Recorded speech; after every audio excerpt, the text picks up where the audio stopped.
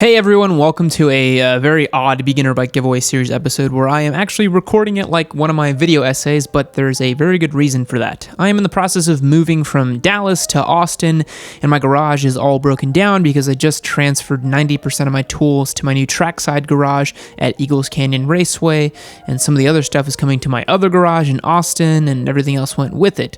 So this week was supposed to be an exhaust install video on the RC, but we're going to have to say that to later. Because here's what my garage looks like right now. Yeah, it's going to be tough filming an episode in there. So today we're going to be doing an in-depth review of the KTM RC390 after I've owned it for about 2 months and put on roughly 500 miles on the bike. I'll be attempting to answer the question of who exactly should own this bike. So sit back and enjoy the dulcet tones of my voice as I talk about the KTM RC390.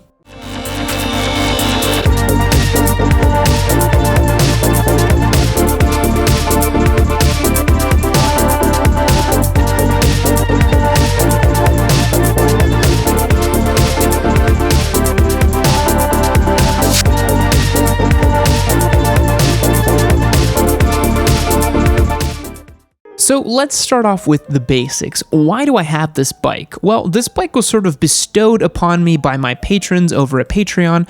We do the beginner bike giveaway series on there, and they decided that our new bike would be the KTM RC390. If you're unfamiliar with this bike, it is a small displacement single-cylinder motorcycle from Austrian manufacturer KTM, who are more known for their adventure and off-road offerings. It shocked the small displacement sport bike category a few years ago and gave us Americans a mini replica race machine. Because prior to that, we didn't really have any bike like this in our market. I know that in Europe, you guys have like the YZF 125R and those kind of bikes that are more like small replica race bikes. But we don't really have anything like that. But let's get some more specs. I paid exactly $5,000 out the door for this brand spanking new 2017 model. It was a holdover that didn't really sell that well, so I got a great deal on it. At least I think so. $5,000 for a brand new bike that's this ready to race as KTM says it is pretty good. We're sitting at about 800 kilometers or about 500 miles on the clock on the bike, so we haven't even done the first service yet, but I've definitely spent some seat time with this bike and feel comfortable giving my full opinion on it. As a primer, I've been riding for about 4 years. I've owned an R3, 3 different Daytona 675Rs, yes, you heard that correctly, it's a long story, an FZ09, a CB900F, an FZ07, and now this RC390. I've ridden about every beginner bike out there, probably about 100 different motorcycles, and I've done about 5 track days. Now, I am not a professional motorcycle rider or journalist by any means. I'm simply a guy who just really loves sport bikes and motorcycling and have spent a good amount of time in the saddle. I'm just putting that out there so people understand where I'm coming from for this review. Here's some specs about the bike. It comes equipped with a 373cc single-cylinder engine producing about 44 horsepower, making it A2 compliant for the European market and the Australian market.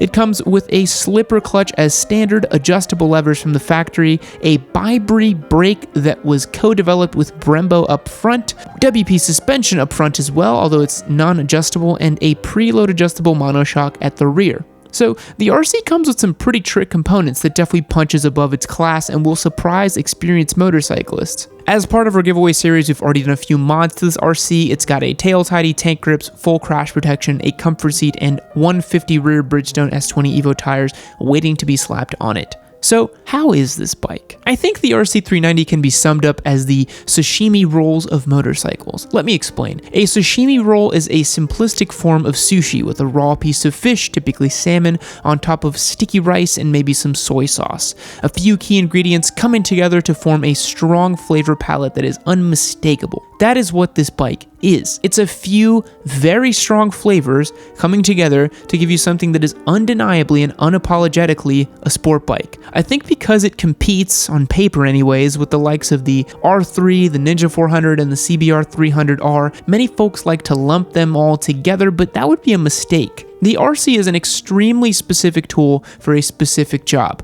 carving up racetracks. It doesn't like low revs, even if it is a single cylinder. It hates poodling around town unless you're keeping it on the boil and flicking it hard from corner to corner and manhandling its lightweight frame. You'll probably be disappointed with this motorcycle unless you're doing that. It makes for a god-awful commuter bike with its aggressive rider triangle and lack of torque for cruising past other drivers. It's got a tiny, tiny fuel tank, so long distances are peppered with trips to the gas station, which you'll find welcoming as you want to jump off and rest bust your back a little bit. The RC, much to the surprise of no one, is an uncompromising experience. Long-haul trips are a true test of your physical willpower and your ability to withstand your own heaping handful of masochism. When comparing it to an FZ07, the bike we previously had as our giveaway series bike, the FZ provided an ample blank canvas that spoiled you with choice in terms of how flexible it was. If the FZ is a rubber band in terms of elasticity and flexibility, the RC is a brick. Following that blank canvas metaphor, if the FZ is a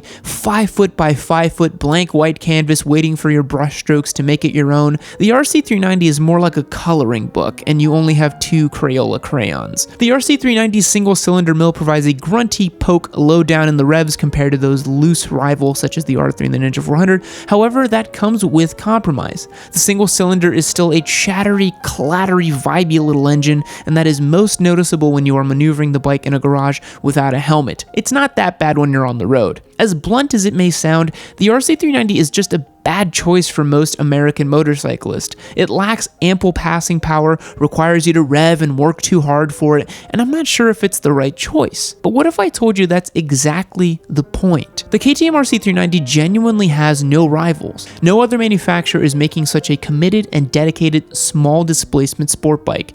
If you've ridden real sport bikes such as an R6, a ZX6, or even a 959, the RC390 traces its DNA from these machines, not from cookie-cutter Ninja 300s. There's actually a video that Ari Henning and Zach Kortz did where they compared and contrasted all these beginner bikes, and Zach, while he was riding the KTM, mentioned that it feels like a baby Ducati, and it really does. It feels like a little Panigale. Much like the sashimi roll, when you distill motorcycling down to its pure form like this, it has the potential to remind you of why you love it so much in the first place.